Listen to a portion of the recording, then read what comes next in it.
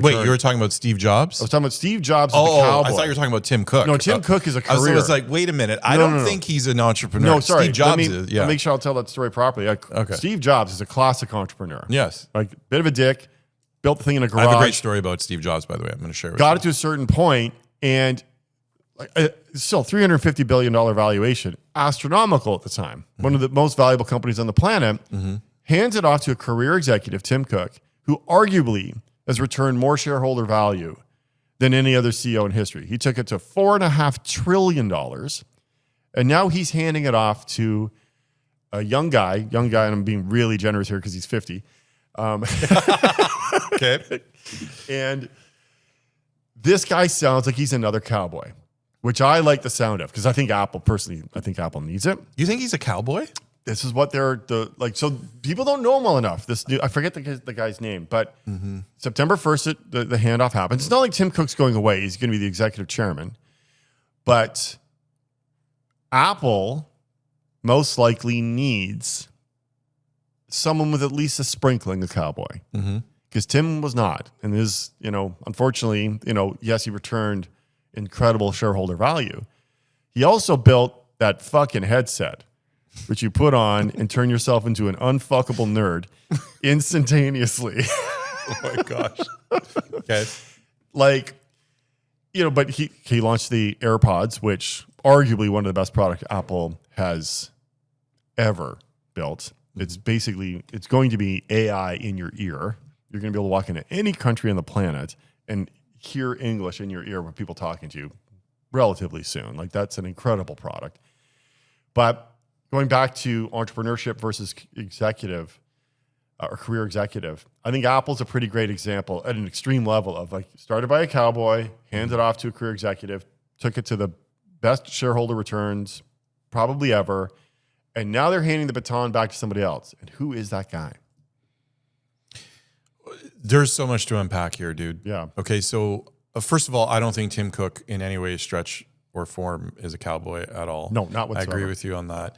I do agree he did return amazing shareholder value. And what I would say is post Steve Jobs, which was a very traumatic time frame for all of us Apple junkies, we all doubted that company would succeed. And I think where Cookie did a good job is he stabilized and grew the business, which is great. But he did it, and I don't know if a lot of people know this, he did it based on the roadmap that Steve had laid out for him. So Steve went to his grave, from what I understand, with, I think it was, I could be wrong on this, a 10-year playbook. He gave Tim a full decade succession plan from a product road mapping perspective, it's like Steve had it laid out that far for him. And in any entrepreneurial journey, I think where the true cowboy is present, that's actually setting product direction and is the visionary, the person coming in behind that individual has a luxury in that regard, where they just need to keep wheeling the wheel down the road. Don't deviate it too much. Just keep it wheeling and everything will be good. And I think Tim did a very good job. Credit where it's due. The other thing I think with what's happening right now with their transition, and I respect this because you can bring this to Athenacom, he's becoming the chairman. We have a chairman. I have a chairman. I have a founder that I work with daily and who has given me the utmost trust with the organization. But I'll give my founder credit and my chairman credit. He was smart enough to get out of his own way for his own success. And I think that's what Tim is doing. He's realizing now that playbook, that wheel that he kept wheeling down the road based on the playbook that Steve Jobs had set out for him has run its course. And the business now needs someone, he needs to get out of his own way. He'll still be involved transitionary-wise, shareholder-wise. It provides longevity. It provides partnership. It provides a solid foundation for the company so investors aren't freaking out. And it brings in someone new. And I think what they're hedging on is this guy's going to be their new cowboy. I can't speak on what I don't know. I don't know this guy well enough. I don't know his background. I don't know well enough. He's 25 years at Apple. But I'm hedging based on his life. What would be the roadmap that Steve probably laid out. It's like, I have to imagine Steve Jobs said this. When you get a little old and the wheel is wobbling, get out of the way and bring in the next person that's going to take this to the next level. That's how it feels to me. I wouldn't be surprised if he was also shoulder tapped on this one. And here's why. Because he's think? probably By the 5. board? Yeah. I think if Steve did give him a tenure wheel, to knock the wheel down the road path, he's 5 years past that. And what's happened in those last 5 years is the ridiculous Vision Pro, dropping the ball on AI, and the decision to not build data centers, which arguably all 3 of those, incredibly stupid. I would agree. Yeah. So, the company, I think the company needs this life. I think because they were getting close to where it's like people were going to start looking at Apple going, is just a little bit of a tarnished. There's a thing here though, and we can't gloss over this. In the business world, the smartest people by far are the executives that have done well, that have made change happen, that have made positive differences in their business and their employees' lives. They need to know when to step off. Yeah. You got to leave on a high, not when everything is just flames around you. And it's very hard to do. Not a lot of people, if you were to poll 1,000 people that have been there, done that before, I guarantee you a small percentage will never have actually made the decision to walk when it's high.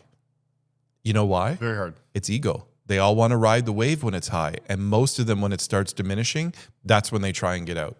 It's the wrong thing to do from a legacy perspective, respect perspective, and most importantly, long-term success perspective. This is a Jerry Seinfeld thing.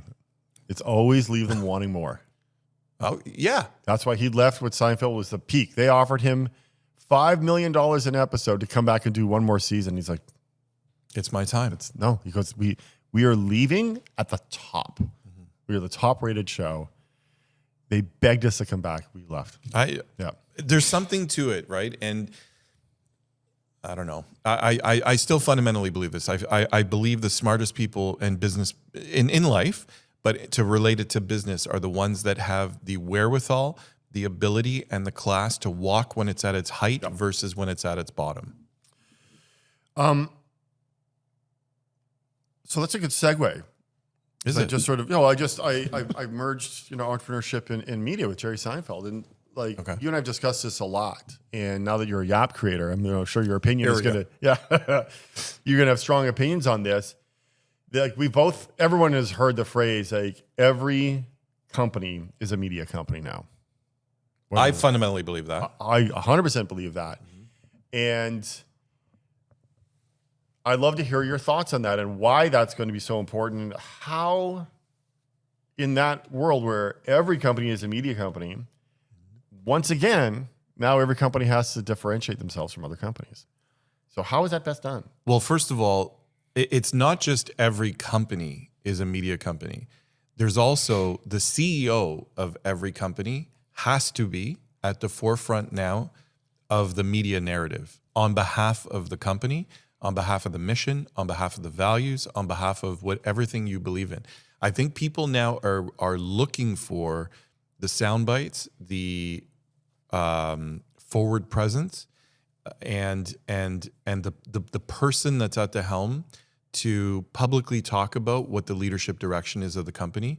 And it doesn't always have to be in button down settings, full camera, makeup, shareholder review meetings, quarterly reviews, and no.